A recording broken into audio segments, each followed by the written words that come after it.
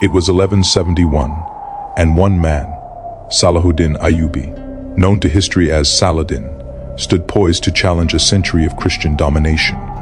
But how does a single warrior, armed with faith, strategic brilliance, and unwavering determination, bring the mightiest knights of Europe to their knees? This is the saga of a holy war that changed history, a clash of civilizations so profound, so earth-shaking, that its echoes still resonate across centuries. Hebrewly, the year 1171 marked a turning point. Saladin, a Kurdish general serving under the Syrian ruler Nur ad-Din, seized control of Egypt, effectively ending the Fatimid Caliphate that had ruled for over 2 centuries. This was no mere military conquest. It was an audacious power grab that would reshape the entire political landscape of the Middle East. Saladin wasn't just a soldier. He was a visionary, driven by a burning determination to unite the fractured Muslim world under one banner. The Crusaders, those ironclad warriors from Europe, held Jerusalem, the sacred heart of 3 faiths, for nearly 90 years since they captured the city in 1099. They had established a network of Crusader states across the Levant.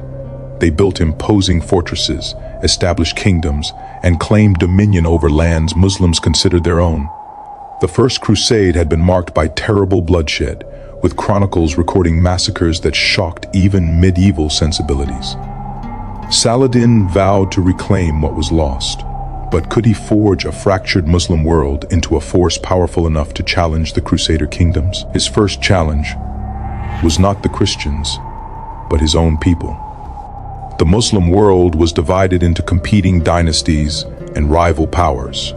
From Damascus to Baghdad, from Aleppo to Cairo, Muslim rulers squabbled over territory and influence, their rivalries a festering wound that prevented any unified response to the Crusader presence. The Abbasid Caliphate in Baghdad held spiritual authority but little real power. Regional strongmen carved out their own domains, often more interested in fighting each other than confronting the Christian invaders. Saladin, with his combination of diplomatic skill and military prowess, began a relentless campaign to unify these disparate forces. His approach was methodical and patient. He married diplomacy with strategic conquest, gradually absorbing territories in Syria and outmaneuvering rivals who might have challenged his authority. When Nur ad-Din died in 1174, Saladin moved swiftly to fill the power vacuum, claiming Syria and positioning himself as the de facto leader of the Muslim resistance. By 1174, he had taken Damascus, the jewel of Syria. By 1183, he controlled Aleppo. Each conquest brought him closer to his goal, a unified Muslim front capable of challenging the Crusader states. His methods were sophisticated. He used marriage alliances to secure loyalty, granted autonomy to local rulers who submitted peacefully, and reserved military force for those who resisted. He presented himself not as a conqueror, but as a unifier, a leader whose ultimate goal transcended personal ambition. But unity came at a cost. Whispers spread through the courts and bazaars. Was Saladin a holy warrior genuinely committed to jihad, or a ruthless opportunist cloaking personal ambition in religious rhetoric? Some Muslim leaders resented his rapid rise, viewing him as an upstart Kurd who had seized power from the established Arab dynasties. Others questioned whether his diplomatic overtures to some Christian leaders betrayed the spirit of true jihad. Saladin addressed these concerns through actions and carefully crafted messaging. He positioned himself as the servant of Islam, the defender of the faithful, the man who would restore Muslim honor. He lived relatively simply, at least by the standards of medieval royalty, and was known for his personal piety. He studied Islamic law and surrounded himself with religious scholars who could legitimize his rule. His letters and proclamations emphasized religious duty over personal glory. By 1187, he was no longer merely a general. He was the sultan of a vast empire stretching from the Nile to the Euphrates. He controlled Egypt, Syria, northern Mesopotamia, and parts of the Arabian Peninsula. His army, drawn from diverse territories and ethnicities, numbered in the tens of thousands.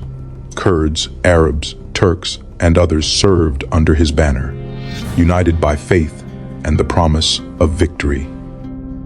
The Crusader states, meanwhile, were showing signs of strain. The Kingdom of Jerusalem, once mighty, was fracturing under the weight of succession disputes and personality conflicts.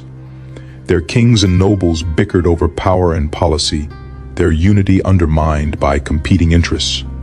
The military religious orders, the Knights Templar and the Knights Hospitaller, wielded significant power but often pursued their own agendas, sometimes at odds with the secular rulers. Saladin watched these developments carefully, his intelligence network feeding him detailed information about Christian court politics. He knew their strengths: disciplined heavy cavalry, formidable fortifications, and a fighting spirit fueled by religious conviction.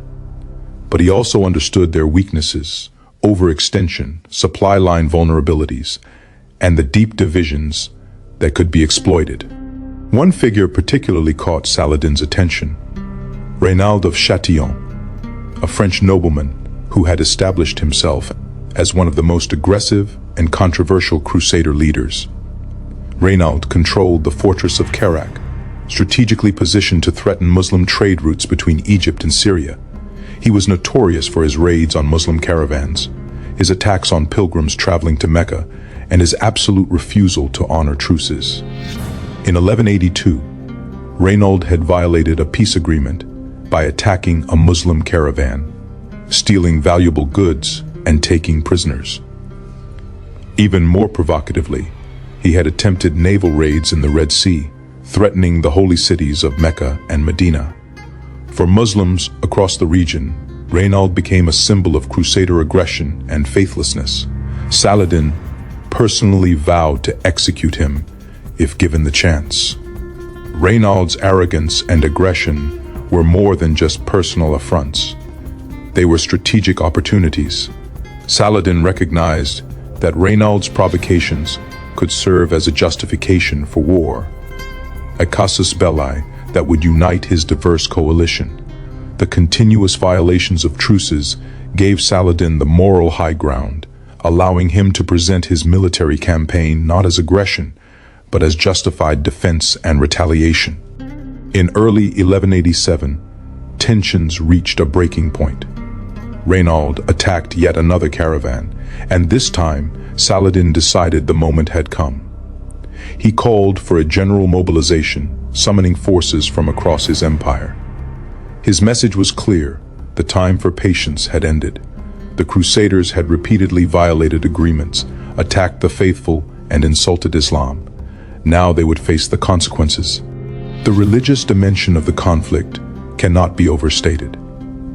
For Saladin and his followers, this was jihad, a holy struggle ordained by faith. Jerusalem, known in Arabic as Al-Quds the Holy, was Islam's third holiest city after Mecca and Medina. It was the site of the Al-Aqsa Mosque and the Dome of the Rock, built on the Temple Mount, where Islamic tradition holds that the Prophet Muhammad ascended to heaven during the night journey. For nearly 90 years, Muslims had been unable to pray freely at these sacred sites.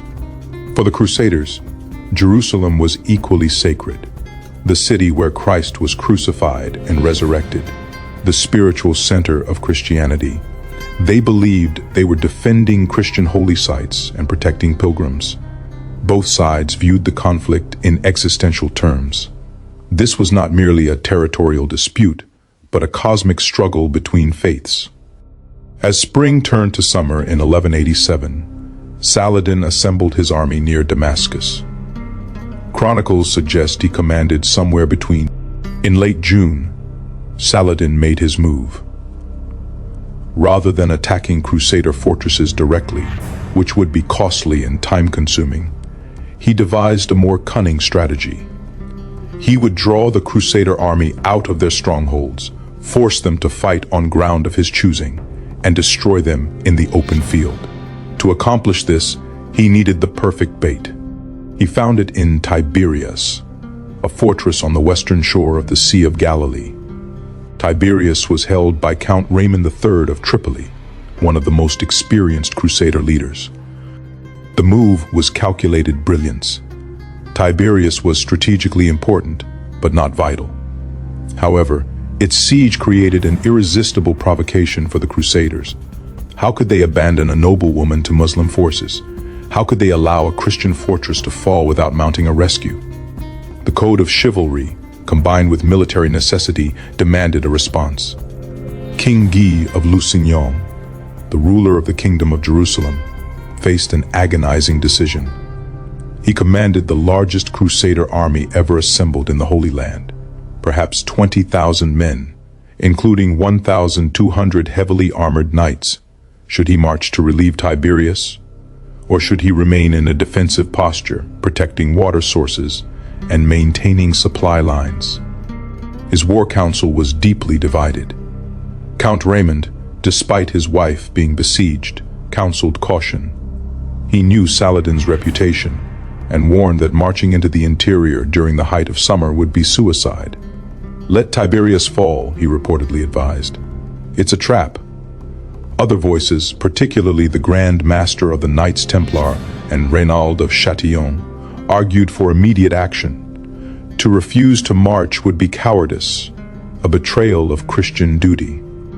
Guy, a relatively weak king who had secured his throne through marriage rather than personal prowess, was swayed by the hawks. He could not afford to appear cowardly, especially with critics already questioning his legitimacy. On July 3rd, he gave the order the army would march to relieve Tiberias. The Crusaders departed from their camp at Sephoria, a location with abundant water and good defensive positions. Their destination was Tiberias, roughly 20 miles away across arid, rocky terrain. In the moderate climate of spring or fall, this would be a manageable march. In the devastating heat of July, with the sun beating down mercilessly, it would be an ordeal. Saladin received news of the Crusader march with satisfaction. His plan was working perfectly. As the Christian army lumbered eastward, burdened by heavy armor and equipment, Saladin's light cavalry shadowed their movements. Muslim horsemen harassed the column, firing arrows and then retreating before the Crusaders could engage. It was exhausting, demoralizing warfare, designed to wear down the enemy both physically and psychologically. The Crusaders made slow progress. The weight of their armor, the oppressive heat, and the constant harassment took their toll. They consumed their water supplies faster than anticipated. As they moved inland, away from wells and springs, thirst became a mounting crisis. Knights, whose armor could weigh 60 pounds or more, suffered terribly. Horses, equally burdened, began to falter. By the evening of July 3rd, the Crusader army was in dire straits. They had covered only about 2/3 of the distance to Tiberias and were nowhere near water. Guy ordered camp, made near the village of Hattin, overlooked by a distinctive double-peaked hill known as the Horns of Hattin. The decision was disastrous. There was no water. The nearest spring was 6 miles away, but Saladin's forces controlled the route. That night was agony for the Crusaders. Soldiers tormented by thirst could hear the waters of the Sea of Galilee, tantalizingly close yet impossibly distant. Saladin's forces surrounded them on all sides, their campfires visible in every direction. Muslim troops lit brush fires upwind, sending smoke into the Christian camp, further tormenting the parched soldiers. Morale collapsed. Knights began to question their leaders' decisions. Foot soldiers, desperate for water, grew increasingly desperate. Some sources claim that men drank wine or even horse urine, anything to relieve their terrible thirst. The army that had departed Sephoria confident in its strength was now a collection of exhausted, demoralized men, trapped in a waterless killing ground. As dawn broke, on July the 4th, 1187, Saladin prepared to spring his trap. His forces held every advantage: superior numbers, or at least fresher troops, control of water sources, favorable terrain, and an enemy already half defeated by thirst and exhaustion. the stage was set for one of the most decisive battles of the medieval period, a battle that would shatter the Crusader kingdoms and change the course of history. The fate of Jerusalem, the destiny of the Crusader states, and the balance of power in the Holy Land would all be decided in the coming hours on a barren hillside under the merciless Syrian sun. As the first light of dawn crept across the arid landscape, on July 4th, 1187, the Crusader army awoke to their nightmare made manifest. They were surrounded, exhausted, and dying of thirst. Saladin's forces, positioned on all sides, were ready to deliver the killing blow. What happened next would be remembered as one of the most catastrophic defeats in Crusader history, the Battle of Hattin. The morning began with Saladin's archers unleashing a relentless barrage. Thousands of arrows darkened the sky, falling like deadly rain upon the Christian positions. The Crusader infantry, lacking the heavy armor of the knights, suffered terribly. Men fell by the dozens, then by the hundreds, pierced by arrows they could neither dodge nor effectively counter. The Crusader heavy cavalry, the elite core of their army, was the most formidable military force in the medieval world. A charge by armored knights could shatter almost any infantry formation. But cavalry requires two things to be effective: space to maneuver and horses in fighting condition. The Crusaders had neither.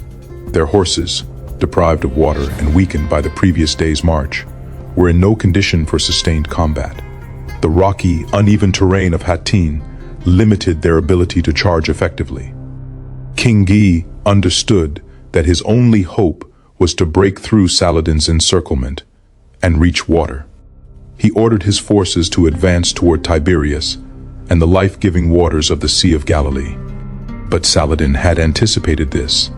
His cavalry, far more mobile than the ponderous Crusader knights, easily repositioned to block every avenue of escape. The battle devolved into a grinding, desperate struggle. The Crusader infantry, driven mad by thirst, broke formation and attempted to fight their way toward water sources. Without the protection and leadership of the knights, they were cut down in droves. Saladin's Mamluks and Turkish cavalry, expert horsemen armed with composite bows, circled the Christian positions, firing and retreating, never allowing the Crusaders to bring their superior close combat capabilities to bear.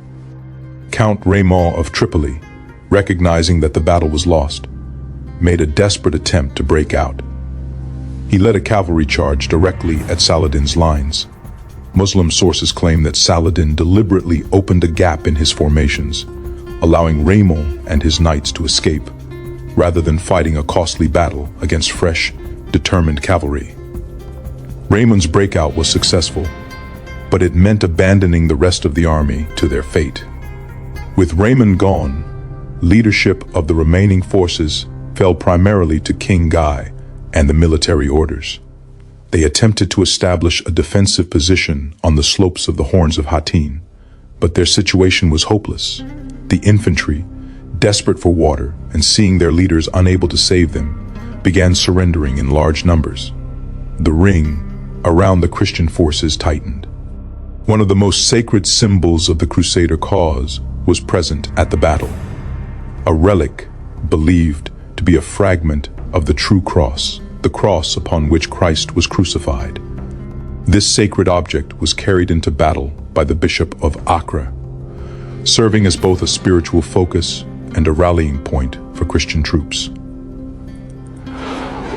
Throughout the battle, soldiers and knights fought desperately to protect this relic, viewing its loss as both a military and spiritual catastrophe. But as the battle turned decisively against the Crusaders, even this sacred duty became impossible. In the chaos and slaughter, the Bishop of Acre was cut down. The true cross, the spiritual heart of the Crusader army, fell into Muslim hands. For the Christians, this was devastating beyond measure. Not just a military defeat, but a sign that God had abandoned them. For Saladin's forces, capturing this relic was a tremendous psychological and propaganda victory. By afternoon, organized Crusader resistance had collapsed. King Guy, along with many of his nobles and knights, found themselves surrounded on the hilltop with no hope of escape or relief. Exhausted, dying of thirst, and watching their army disintegrate around them, they had no choice but to surrender. Guy himself was captured, along with Reynald of Châtillon, the Grand Masters of the Templars and Hospitallers, and numerous other high-ranking nobles. The battlefield was a scene of utter carnage. Thousands of Christian soldiers lay dead or dying, their bodies scattered across the rocky slopes of Hattin. The survivors, parched and broken, were rounded up as prisoners. Saladin had achieved a victory more complete than he could have hoped for. He had not merely defeated the Crusader army, he had destroyed it as a fighting force. The immediate aftermath of the battle revealed Saladin's complex character, a combination of religious conviction, strategic calculation, and personal honor. The captured nobles and knights were brought to Saladin's tent. Chronicles describe how Saladin offered water to King Guy, a gesture of mercy and hospitality deeply rooted in Arab tradition. Guy drank and then passed the cup to Reynald of Châtillon. Saladin reportedly stopped this, declaring that he had not given Reynald permission to drink. The message was clear: Reynald would receive no mercy. Saladin personally accused Reynald of repeated treaty violations, attacks on pilgrims, and attempts to attack the holy cities of Islam.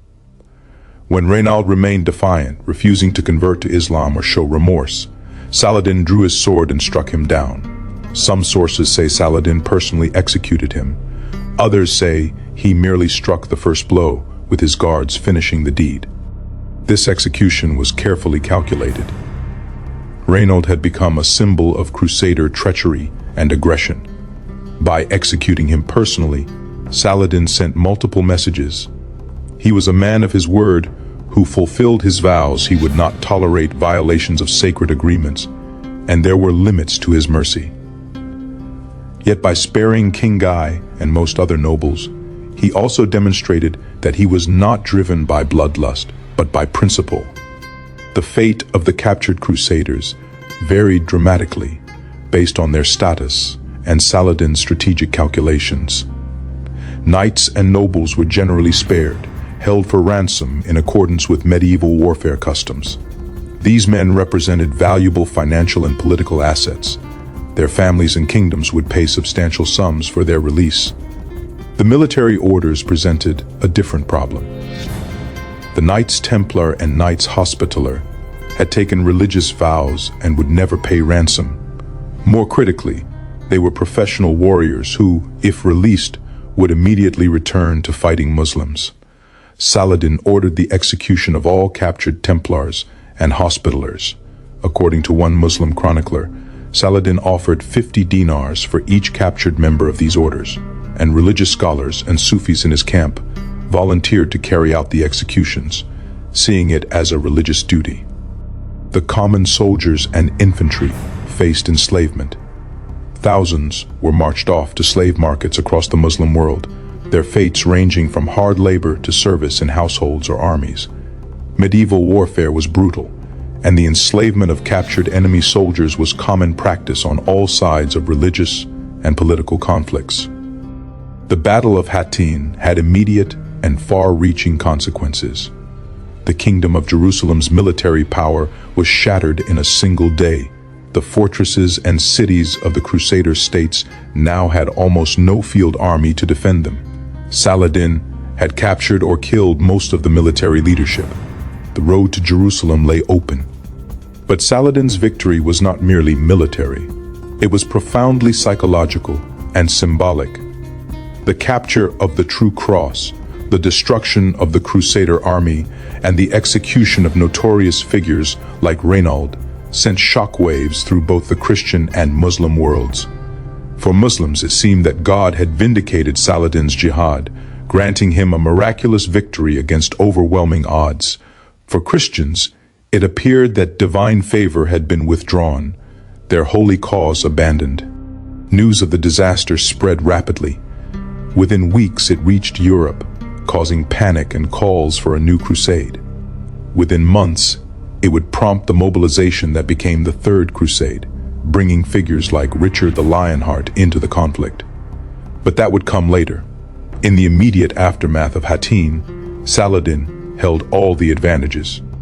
With the Crusader field army destroyed, Saladin moved quickly to capitalize on his victory. His strategy was methodical: isolate and capture the Crusader strongholds one by one, preventing any possibility of the Christians regrouping or receiving reinforcements. Within days of Hattin, his forces were besieging Crusader fortresses across the region. Many fortresses surrendered quickly. With no hope of relief and facing Saladin's overwhelming force, garrison commanders made pragmatic calculations. Saladin's reputation for mercy toward those who surrendered peacefully encouraged capitulation. He typically offered generous terms: safe passage for defenders and civilians, protection of Christian religious sites, and in some cases, payment for property. The great fortress of Acre, one of the strongest Crusader positions, surrendered on July the 10th, barely a week after Hattin. Tiberias, the fortress whose siege had lured the Crusaders to their doom, fell days later. Jaffa, Sidon, Beirut, one by one, the coastal cities fell. Some resisted, and Saladin took them by storm, but most recognized the futility of prolonged resistance. By September 1187, nearly all of the Kingdom of Jerusalem was in Saladin's hands. Only a handful of strongholds remained: the massive fortress of Croc des Chevaliers, the port city of Tyre, which would prove crucial later, and Jerusalem itself. The holy city was now isolated, surrounded by Muslim-controlled territory, its defenses manned by a garrison supplemented by refugees from fallen cities, but lacking the military leadership to mount effective resistance. The stage was set for the crown jewel of Saladin's campaign, the reconquest of Jerusalem. For Muslims, this would be the restoration of one of Islam's most sacred cities. For Christians, it would be an apocalyptic loss. The city that had been captured by the First Crusade in blood and fire in 1099 would now face Muslim armies once again, and the entire Christian world held its breath to see what would happen. By September 1187, Jerusalem stood alone, an island of Christian control in a sea of Muslim reconquest. The city's walls, which had witnessed centuries of conflict, now prepared to face their greatest test. For Saladin, Jerusalem was not merely another fortress to be captured. It was the ultimate objective, the sacred prize that would complete his jihad and restore Muslim honor. The defense of Jerusalem fell to an unlikely hero, Balian of Ibelin, a nobleman who had survived the Battle of Hattin by sheer chance, having been absent from the doomed march. Balian had escaped to Tyre after the battle, but when Jerusalem's queen Sibylla sent desperate pleas for help, he requested and received Saladin's permission to enter the city, ostensibly to evacuate his wife and children. It was a testament to Saladin's sense of honor that he granted this request, trusting Balian's word as a knight. However, once inside Jerusalem, Balian found himself faced with a moral crisis. The city's population, swollen with refugees from fallen territories, begged him to lead their defense. The Patriarch of Jerusalem and other religious leaders pleaded with him to break his oath to Saladin and stay to organize the city's resistance. After much anguish, Balian sent a message to Saladin, explaining that the people would not let him leave and asking to be released from his oath. Remarkably, Saladin agreed, demonstrating a chivalric code that transcended religious boundaries. The military situation facing Balian was desperate. Jerusalem's garrison consisted of only a few knights who had escaped Hattin, along with men too old or young to have fought in the battle. The city's population had swelled to perhaps 60,000 people, most of them refugees with no military training. Balian took desperate measures. He knighted every noble boy over 16 and even some commoners, creating knights from available manpower. He organized the defense as best he could, distributing weapons and assigning positions along the walls. On September the 20th, 1187, Saladin's army arrived before Jerusalem's walls. The sight, must have been awe-inspiring and terrifying. Tens of thousands of warriors, veterans of numerous campaigns carrying the banners of jihad, their camp stretching as far as the eye could see. Saladin established his headquarters on the Mount of Olives, a location heavy with religious symbolism for both Christians and Muslims. Saladin began by offering terms. He sent envoys to Balian, proposing that the city surrender peacefully. In exchange, he promised safe passage for all inhabitants and protection of Christian holy sites. It was a generous offer, especially compared to the bloodbath that had followed the First Crusade's capture of Jerusalem in 1099, when Crusader forces had slaughtered Muslims and Jews indiscriminately, wading through streets flowing with blood.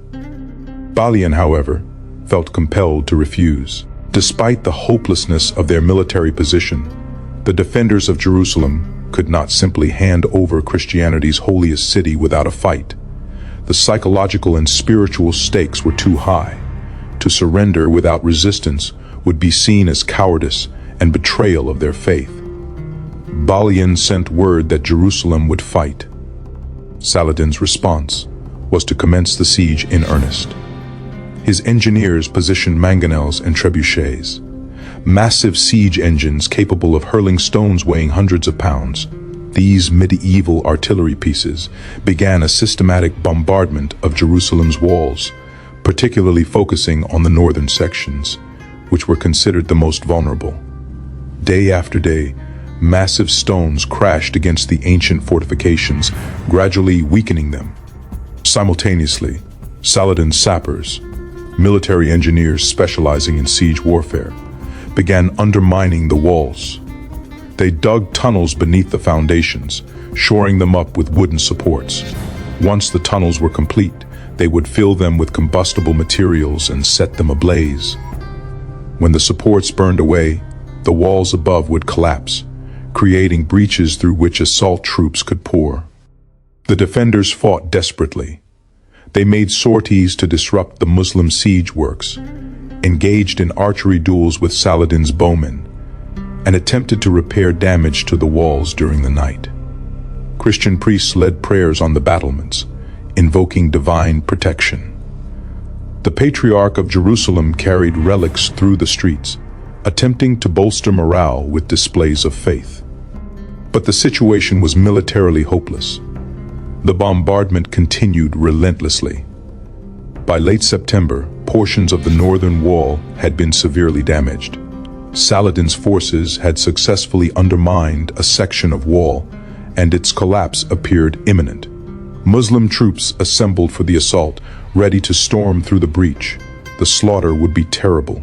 Even if Saladin wanted to show mercy, controlling troops in the heat of storming a city was nearly impossible. Balian recognized that continued resistance would result in a massacre.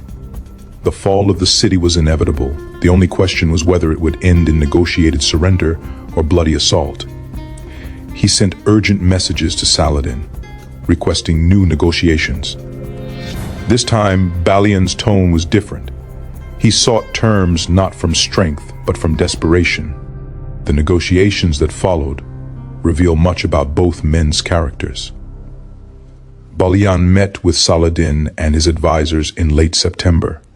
According to chronicles, Balian made a desperate threat. If the Muslims stormed the city, the Christian defenders would first destroy all Muslim holy sites in Jerusalem, kill all Muslim prisoners held in the city, and slaughter their own families before dying in a final suicidal defense. It would be a catastrophe that would benefit no one. Whether Balian could actually have carried out such threats is debatable, but they gave Saladin pause. His advisors were divided. Some argued that Jerusalem must be taken by force, that a negotiated surrender would appear weak. They reminded Saladin of how the Crusaders had slaughtered Muslims when they took the city in 1099. Shouldn't Muslims respond in kind? Saladin, however, chose a different path. He was acutely aware of his image not just as a warrior, but as a just ruler who embodied Islamic ideals of mercy and justice. Taking Jerusalem peacefully would demonstrate the moral superiority of his cause. It would also preserve the city's infrastructure and holy sites, which had value beyond mere revenge. The terms ultimately agreed upon were these: Jerusalem would surrender peacefully. Every Christian inhabitant would be required to pay a ransom, 10 dinars for men, 5 for women, and 1 for children. Those who paid would be granted safe passage to Christian territories.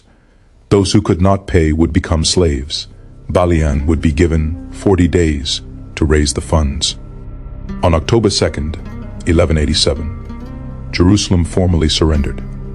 Saladin's troops entered the city peacefully, maintaining remarkable discipline.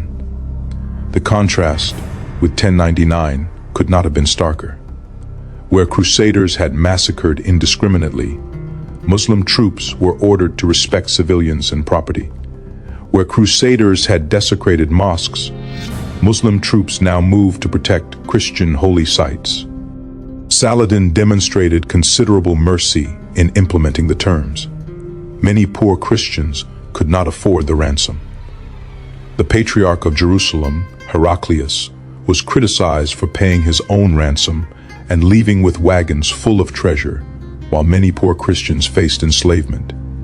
Saladin, showing greater compassion than the city's own religious leader, freed many who could not pay.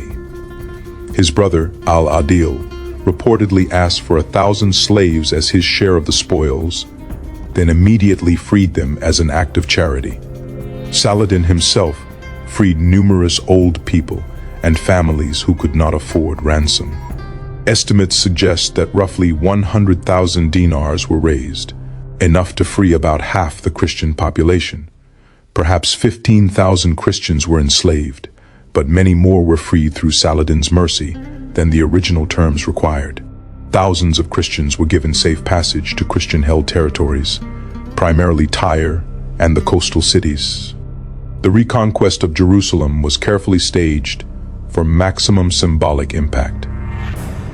On the 27th night of Rajab in the Islamic calendar, the anniversary of the Prophet Muhammad's night journey, Saladin entered the Al-Aqsa Mosque. For the first time in 88 years, the call to prayer echoed from Jerusalem's walls in Arabic. The Dome of the Rock, which Crusaders had converted into a church called Templum Domini, was cleansed and restored to its original purpose. Saladin ordered a great cleaning of the Islamic holy sites. The cross that Crusaders had placed atop the Dome of the Rock was removed and dragged through the city, a powerful symbolic reversal of the Crusaders' desecration. Yet Saladin did not destroy Christian holy sites. The Church of the Holy Sepulchre, Christianity's most sacred location, marking the site of Christ's crucifixion and resurrection, was preserved. Christian priests were permitted to remain and conduct services, though under Muslim control. The fall of Jerusalem sent shockwaves throughout the Christian world. When news reached Europe in late 1187, it caused panic, grief, and fury. Pope Urban III reportedly died of shock upon hearing the news. His successor, Pope Gregory VIII, immediately issued a papal bull calling for a new crusade. The appeal resonated across Christendom. From peasants to kings, the call to arms spread rapidly. For Saladin, the conquest of Jerusalem represented the pinnacle of his achievements. He had accomplished what Muslim leaders had failed to do for nearly 90 years, restored Islam's third holiest city to Muslim control. He had unified fractured Muslim territories, destroyed the Crusader field army at Hattin, captured dozens of fortresses, and taken Jerusalem, all within a single campaign season. His reputation soared throughout the Muslim world. But Saladin's triumph was incomplete. Several Crusader strongholds still held out, most notably Tyre. This strongly fortified port city on the Mediterranean coast would prove crucial in the coming years. Conrad of Montferrat, a newly arrived Italian nobleman, had taken command of Tyre's defense and refused all calls to surrender. His defiance meant that Christians maintained a foothold in the Holy Land, a beachhead where reinforcements from Europe could land. Moreover, Saladin's army, despite its victories, was exhausted. Medieval armies could not maintain campaigns indefinitely. Troops needed to return home for harvest, to tend to personal affairs, and simply to rest. Many of Saladin's warriors were volunteers motivated by jihad, not professional soldiers. With Jerusalem captured, many considered their religious duty fulfilled and departed. Saladin attempted to capitalize on his momentum by besieging Tyre in November 1187, but the siege failed. Conrad's determined defense, combined with Tyre's formidable fortifications and access to supplies by sea, proved too difficult. After several weeks of fruitless siege, Saladin withdrew. It was a setback, but a relatively minor one compared to his overall achievements. As 1187 drew to a close, Saladin could reflect on a year of unprecedented triumph. He controlled Jerusalem, most of the Crusader territories, and had shattered Christian military power in the region. His name was celebrated from Baghdad to Cairo, from Damascus to Mecca. He had achieved what no Muslim leader had accomplished in nearly a century. Yet warning signs loomed on the horizon. News from Europe indicated massive mobilization for a new crusade. The greatest kings of Christendom, Richard I of England, Philip II of France, and Frederick I Barbarossa of the Holy Roman Empire, were taking the cross, vowing to reclaim Jerusalem. A storm was gathering in the west that would test Saladin's achievements and determine whether his conquests could endure. The news that reached Europe in late 1187 sparked one of the largest military mobilizations of the medieval period.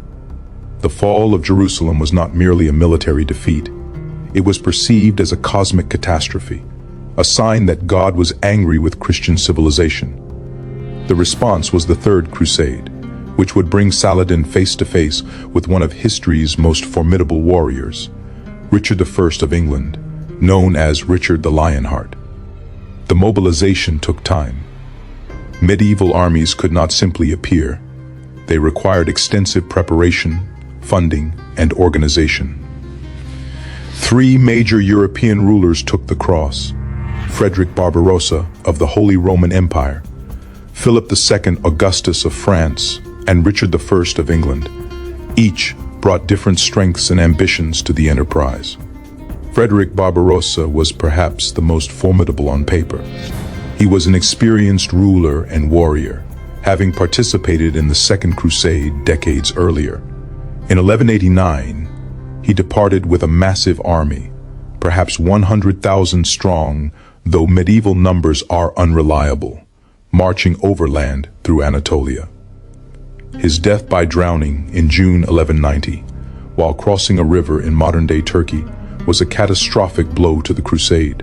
Most of his army disintegrated after his death, with only a small contingent reaching the Holy Land.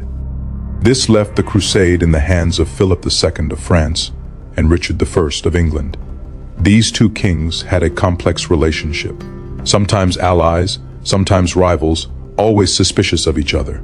They traveled by sea, arriving in the Holy Land in 1191 after stopping to conquer Cyprus, which Richard claimed as a personal possession. Saladin had used the time since Jerusalem's fall to consolidate his position. He captured additional fortresses, distributed lands to loyal supporters, and prepared defenses against the expected Christian onslaught. He could not know exactly when or where the Crusaders would strike, but he knew they were coming. The first major clash of the Third Crusade occurred at Acre, the port city that had surrendered to Saladin after Hattin. In August 1189, Guy of Lusignan, released from captivity by Saladin in a decision the Sultan would later regret, had begun besieging Acre with a small force. This seemed quixotic at first, but reinforcements from Europe gradually swelled the Christian army. The siege of Acre became a bizarre spectacle. The Crusaders besieged the city, while Saladin's army besieged the besiegers. For nearly 2 years, from 1189 to 1191, the siege ground on. Both sides suffered terribly from disease, starvation, and combat. Saladin launched multiple attempts to break the siege, attacking the Crusader camps while the garrison inside Acre simultaneously sallied forth. These coordinated assaults failed to dislodge the Christians. The arrival of Philip and Richard in 1191 decisively tipped the balance. Their reinforcements, fresh troops, and advanced siege equipment overwhelmed Acre's defenses. On July 12, 1191, after nearly 2 years of siege, Acre surrendered. The terms included a large ransom payment and the return of the true cross captured at Hattin. What happened next remains one of the most controversial episodes of the Crusades. Saladin delayed in paying the ransom and returning the true cross, likely trying to buy time to prepare his defenses. Richard, impatient and ruthless, ordered the execution of nearly 3,000 Muslim prisoners from Acre's garrison. Some sources claim he wanted to march immediately on Jerusalem and couldn't be slowed by guarding prisoners. Others suggest it was retaliation for Saladin's delays, or an attempt to provoke Saladin into a decisive battle. The massacre at Acre demonstrated that Richard, despite his chivalric reputation, was capable of extreme brutality when he deemed it militarily expedient. It also hardened attitudes on both sides. Whatever hope existed for chivalric conduct between leaders was diminished by such actions. Philip II of France departed the Holy Land shortly after Acre's fall, citing illness, but likely also eager to return home to pursue his interests. This left Richard as the undisputed leader of the crusade. The stage was set for the confrontation between two legendary warriors, Saladin, the aging but still formidable Sultan, and Richard, 30 years younger, at the height of his martial prowess. Richard's strategy was to advance south along the coast toward Jerusalem, maintaining contact with the sea for supplies while capturing coastal fortresses. Saladin's strategy was to avoid set-piece battles where Richard's heavy cavalry could devastate his forces, instead using harassment, scorched earth tactics, and defensive positions to wear down the Crusaders. The crucial test came in September 1191 at the Battle of Arsuf. As Richard's army marched south, Saladin launched a major attack, hoping to destroy the Christian force before it could capture more territory. The battle was fiercely contested. Muslim forces harassed the Crusader march with archery and cavalry charges. Richard maintained strict discipline, ordering his troops to maintain formation and not break ranks despite the provocations. Finally, the Knights Hospitaller, positioned at the rear of the column and bearing the brunt of Muslim attacks, charged without orders, unable to endure further harassment. Richard, seeing that the charge was inevitable, ordered a general cavalry assault. The result was devastating for Saladin's forces. Richard's heavy cavalry, when properly deployed in a coordinated charge, was virtually unstoppable. Muslim forces were scattered, suffering significant casualties. Arsuf was not a decisive battle in the sense of destroying Saladin's army, but it was a significant tactical victory for Richard. It demonstrated that Richard's disciplined, well-commanded forces could defeat Saladin in open battle. It gave the Crusaders momentum and secured the coastal region. Yet Arsuf also revealed the limitations of both sides.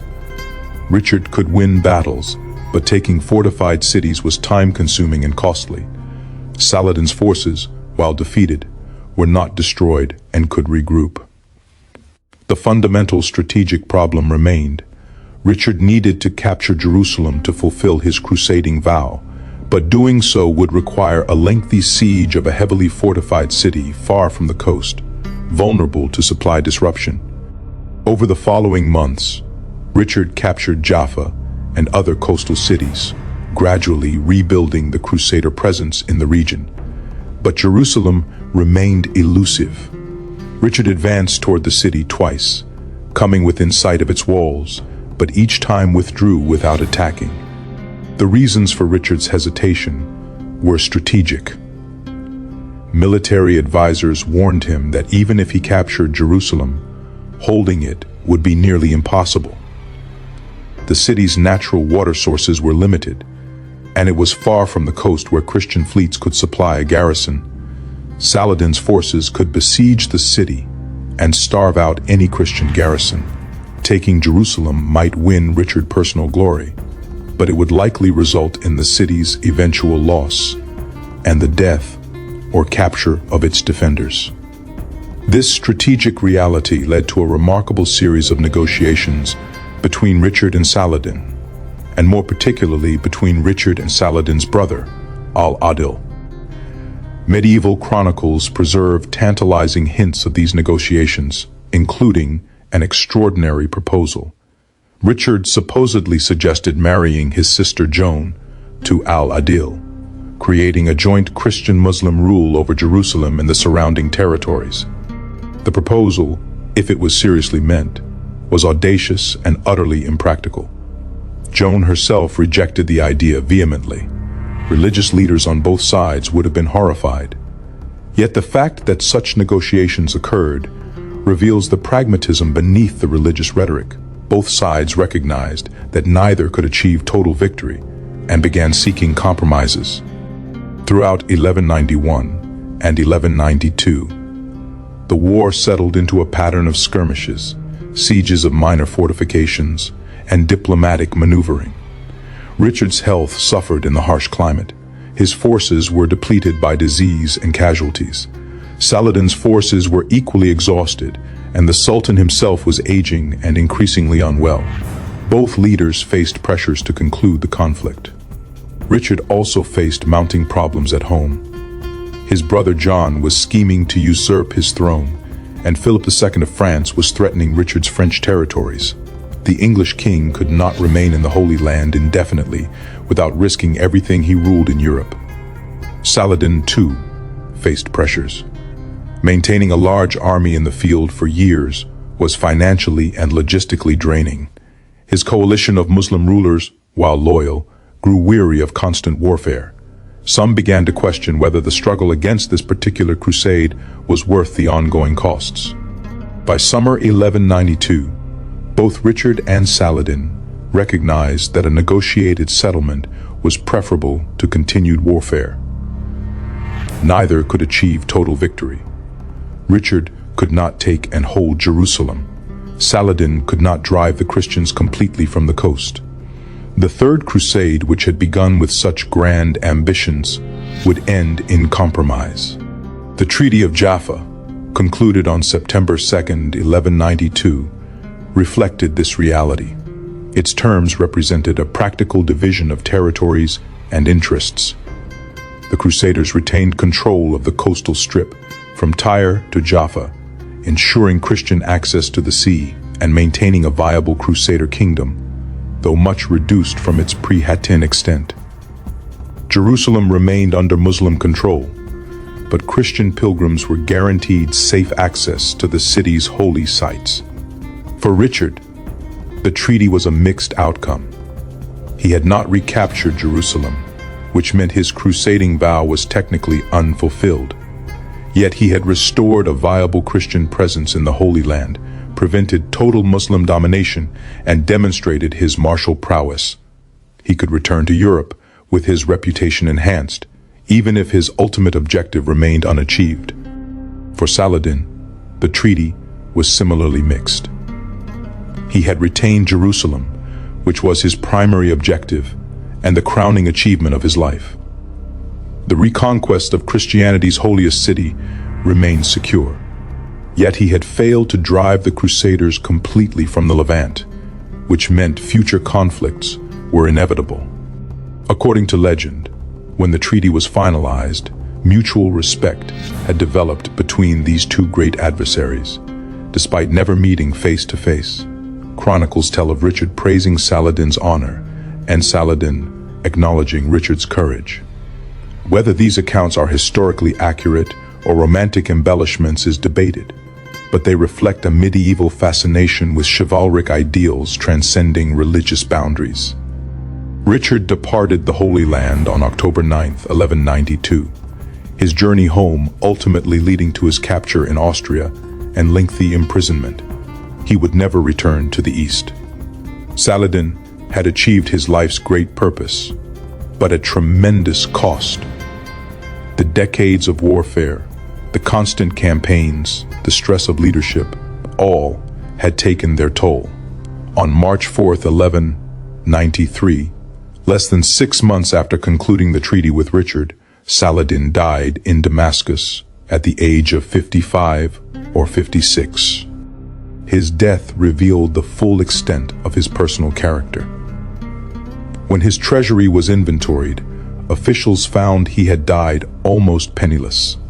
The man who had controlled vast territories and collected enormous revenues had given away nearly everything to charitable causes, to his soldiers, and to the poor. His personal belongings were so few that they barely sufficed for his funeral expenses. It was a final testament to the sincerity of his religious devotion and his commitment to Islamic ideals of charity and justice. Saladin's death also revealed the fragility of his empire. The territories he had painstakingly unified quickly fragmented. His sons and relatives divided his dominions into competing kingdoms: Egypt, Damascus, Aleppo, and others. The Ayyubid dynasty he founded would rule these territories for decades, but never again would they be united under a single leader of Saladin's stature. His legacy, however, transcended political divisions. In the Muslim world, Saladin became an enduring symbol of Islamic resistance to foreign invasion, of effective military and political leadership, and of the ideal Muslim ruler who combined piety with pragmatism. His reputation for justice and mercy toward defeated enemies became legendary, often contrasted with the harsher treatment enemies received from other medieval rulers. Interestingly, Saladin's reputation in the Christian West also remained remarkably positive, considering he was a Muslim leader who had defeated Christian armies and captured Jerusalem. Medieval European chroniclers, while presenting him as an enemy, often portrayed him with respect, emphasizing his chivalric qualities.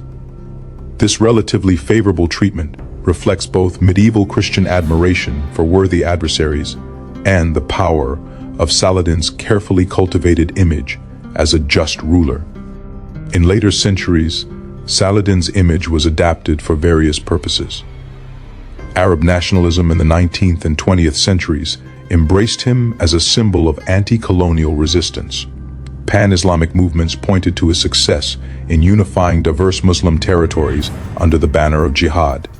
Even secular Arab leaders invoked his memory, with Hafez al-Assad of Syria and Saddam Hussein of Iraq both attempting to position themselves as modern inheritors of Saladin's legacy. The crusading movement continued after Saladin's death, but never again with the same intensity or the same prospects for success. The Fourth Crusade, launched in 1202, notoriously diverted to Constantinople and sacked that Christian city instead of fighting Muslims. Later crusades achieved limited objectives or failed outright. The Crusader states survived in much reduced form until 1291, when Acre, the last major Crusader stronghold, finally fell to Mamluk forces. Saladin's reconquest of Jerusalem in 1187 proved enduring. Despite numerous subsequent attempts, Crusaders never retook the city. Jerusalem would remain under Muslim control until 1917, when British forces captured it during World War I. The historical assessment of Saladin remains complex and multifaceted. He was undoubtedly a brilliant military commander who understood both conventional warfare and siege tactics, a skilled diplomat who could forge alliances and exploit his enemy's divisions, and a political leader who unified fractious territories. His campaigns demonstrated strategic vision, tactical skill, and the ability to inspire followers. Yet, he was also a product of his time. A medieval ruler who accepted slavery, executed prisoners of war, and pursued aggressive military expansion. His jihad, while presented in religious terms, also served his political ambitions. His mercy, though genuine by medieval standards, had limits and was sometimes deployed strategically for propaganda purposes. What distinguishes Saladin in historical memory is partly the effectiveness of his medieval propaganda machine, which successfully cultivated an image of him as exceptionally just and merciful. Chroniclers sympathetic to him, such as Baha ad-Din ibn Shaddad, who served in his court, produced accounts that emphasized his virtues while downplaying his flaws. This favorable portrayal influenced both Muslim and Christian perceptions. Modern historians, while more skeptical and analytical, generally agree that Saladin was among the most significant Muslim leaders of the medieval period. His unification of Muslim territories, his destruction of Crusader military power at Hattin, and his reconquest of Jerusalem fundamentally altered the political landscape of the Near East. The Crusader presence, which had seemed permanent in 1180, was reduced to a marginal coastal strip by 1193. The human cost of these conflicts was immense. Tens of thousands died in battles like Hattin and Arsuf. Thousands more perished in sieges, from disease or from the hardships of medieval warfare. Entire populations were displaced, enslaved, or forced to flee their homes. The economic disruption, the destruction of property, and the psychological trauma affected countless individuals on both sides. Yet these conflicts also produced moments of unexpected humanity. Saladin's mercy toward the defeated population of Jerusalem, his gifts of physicians to aid Richard when the English king fell ill, Richard's respect for Muslim warriors, and the various truces and negotiations that revealed pragmatism beneath religious fervor. The legacy of Saladin and the Third Crusade extends beyond medieval history into modern consciousness.